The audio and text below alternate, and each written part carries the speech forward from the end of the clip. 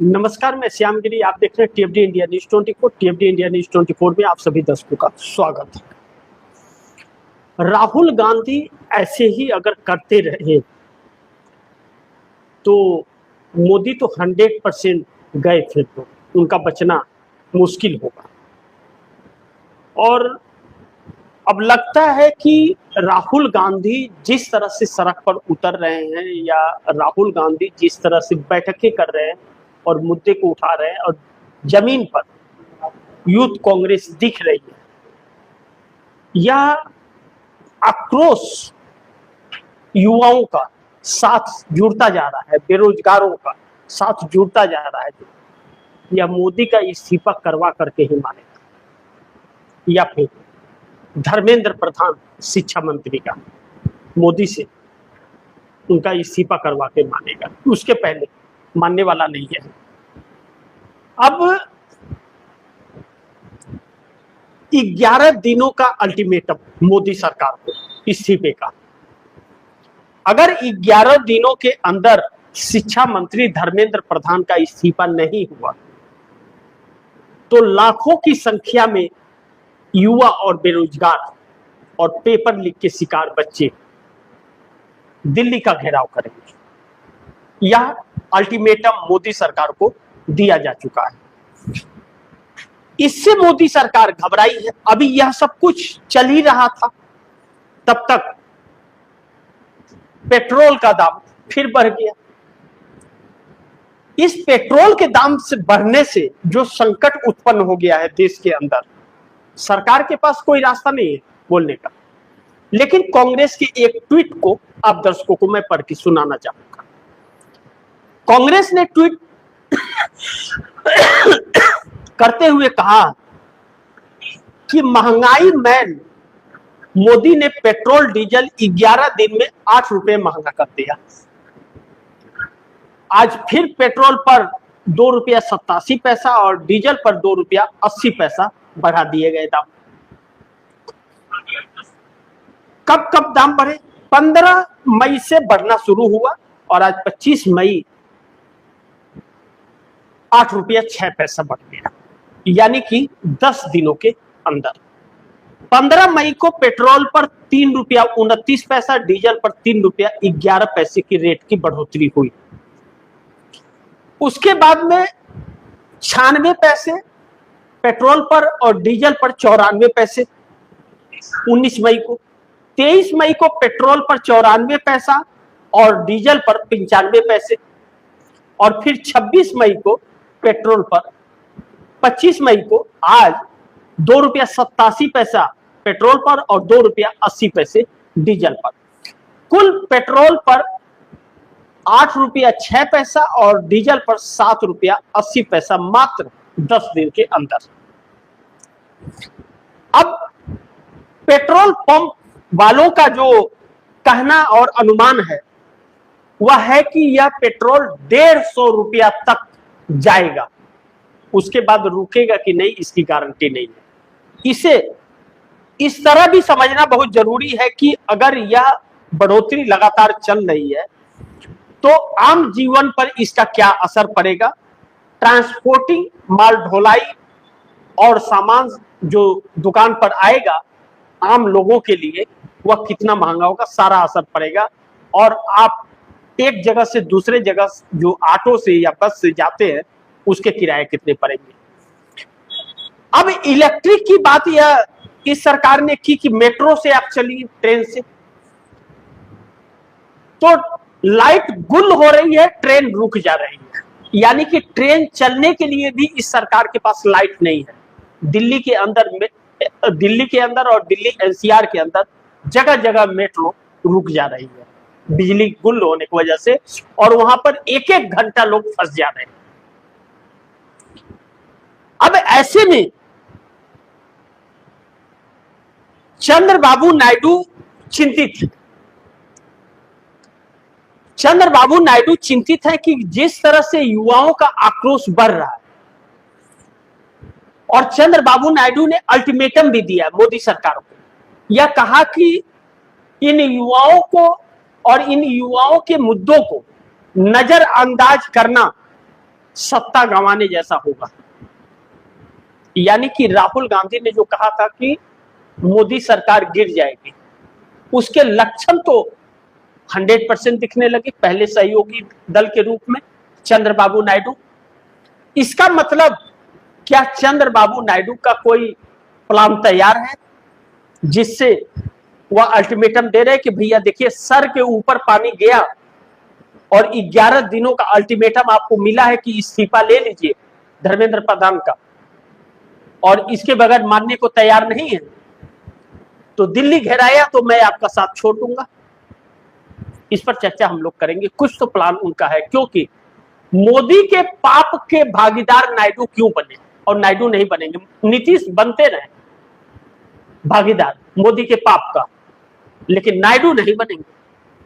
ऐसे मौके पर साथ छोड़ना नायडू की खासियत है।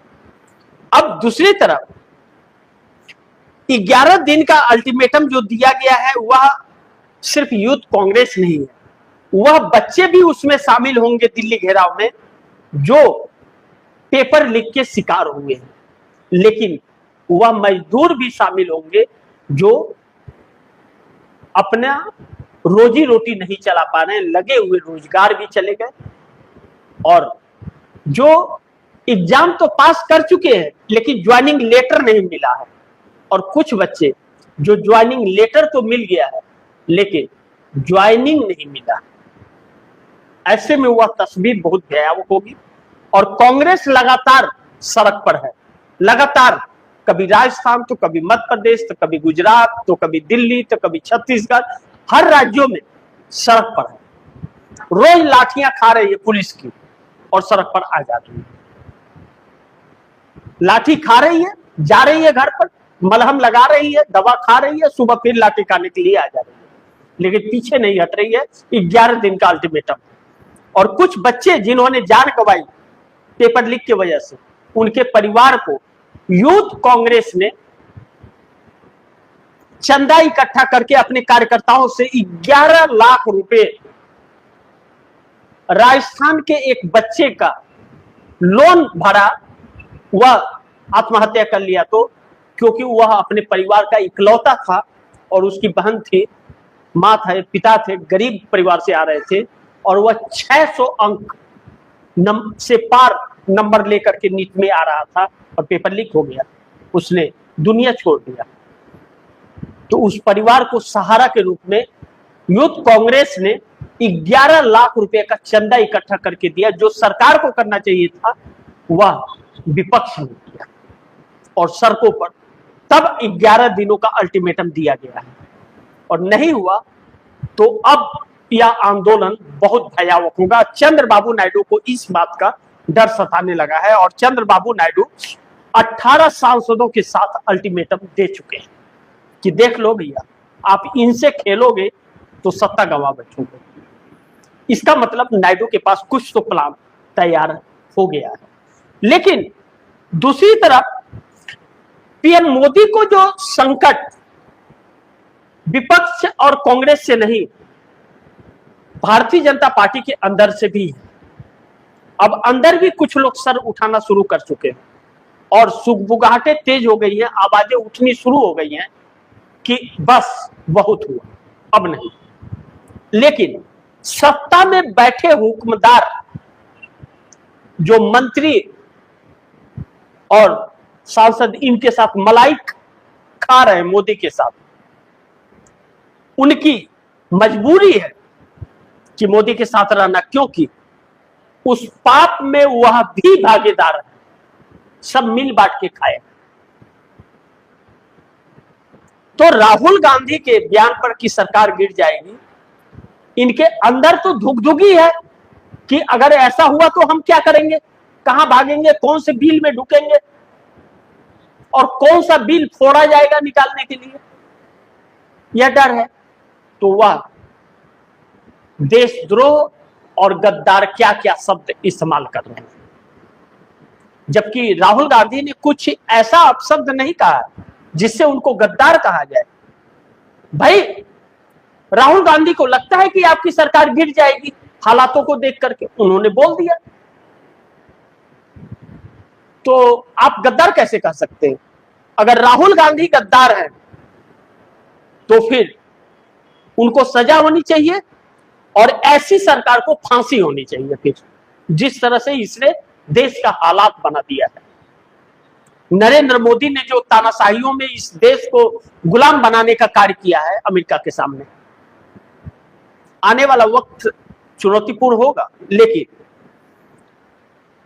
भारतीय जनता पार्टी के अंदर जो सुगबुगाहटें तेज हो गई है कि प्रधानमंत्री का चेहरा बदल दिया जाए, क्योंकि अब मोदी नहीं, अब भाजपा का नामो निशान खत्म हो जाएगा। मैंने एक कार्यक्रम में बहुत पहले कहा था, नरेंद्र मोदी के सितंबर जन्मदिन के पहले 75 साल पूरा होने, कि ऐसा ना हो कि मोदी खुद तो जाए, साथ हाथ का पगहा भी लेकर के जाए। वैसे भी वक्त बुरा होता है तो ऊंट पे बैठे व्यक्ति को भी कुत्ता काट लेता है। इस वक्त नरेंद्र मोदी उसी दौर से गुजर रहे हैं। रस्सी तो जल गई है लेकिन ऐंठल पड़ा हुआ है। ऐसे में नीतीश खरमंडल किए हुए हैं, उनका तो समझ ही नहीं आता कि करना क्या चाहते हैं। सोए रहते हैं बेचारे, अचानक उठ खड़े होते हैं और उनकी पार्टी में अलग अलग तरीके के षड्यंत्र होते रहते हैं। कोई उनकी पार्टी का होकर के मोदी के साथ रहता है, भाषा मोदी या शाह की बोलने लगता है, तो कोई अपने आप को पार्टी का विरासत समझ लेता है, पार्टी को अपना उनका उत्तराधिकारी समझ बैठता है। और नीतीश कुमार चुप बेचारे। और जब पार्टी में घमासान मच जाता है, अब पार्टी टूटने की कगार पर आ जाता है, तो नींद से जग जाते हैं। और अब कहा जा रहा है कि नीतीश कुमार ने वह प्लान तैयार कर लिया है जो अपने बेटे के हाथ में सब कुछ सौंपेंगे जल्द आने वाले वक्त में, और उसके लिए अपने बेटे निशांत को तैयार कर रहे हैं। फिलहाल इस समय बिहार के स्वास्थ्य मंत्री निशांत कुमार नीतीश कुमार के सुपुत्र नजर नहीं आ रहे, लापता हैं।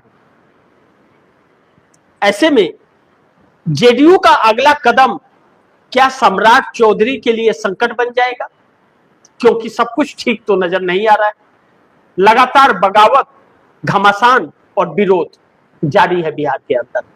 लेकिन पीएम मोदी का इस्तीफा करवा देगा बढ़ती पेट्रोल की महंगाई। जिस तरह से पेट्रोल की महंगाई बढ़ रही है और उससे आम जीवन पर जो असर पड़ेगा, 100% इस बात में कोई सोच ही नहीं सकता कि आम जनता पर असर ना पड़े। क्योंकि यह सच है कि 8 रुपया बढ़ा है और अभी बढ़ना ही बढ़ना है, हर हफ्ते बढ़ते ही जाना है, हफ्ते में 2 बार बढ़ेगा ही। इससे जो आम जीवन पर फर्क पड़ेगा, प्रभाव पड़ेगा, वह हर एक घर में, यहां तक कि अंधभक्तों के भी घर में उसका असर पड़ेगा। अब अंधभक्ति भी टूटेगी। लेकिन एक बात यह निकल करके आ रही है कि चंद्रबाबू नायडू क्या राहुल गांधी के संपर्क में है? एक तस्वीर और आई जो रेवंत रेड्डी के साथ चंद्रबाबू नायडू का गुलदस्ता लेते हुए हैदराबाद से। उसके बाद एक तस्वीर और आई, चंद्रबाबू नायडू के बेटे नारा लोकेश का रेवंत रेड्डी के साथ मुलाकात। यह मुलाकात कुछ कहता है? क्या संपर्क में है? ऐसा हो ही नहीं सकता कि संपर्क में ना हो। और चंद्रबाबू नायडू रास्ता न तलाश लिए हो, कोई प्लान न तैयार कर लिए हो। लेकिन नीतीश कुमार का भी तो प्लान कुछ न कुछ तैयार है, जो मोदी सरकार के लिए नई संकट उत्पन्न कर सकता है।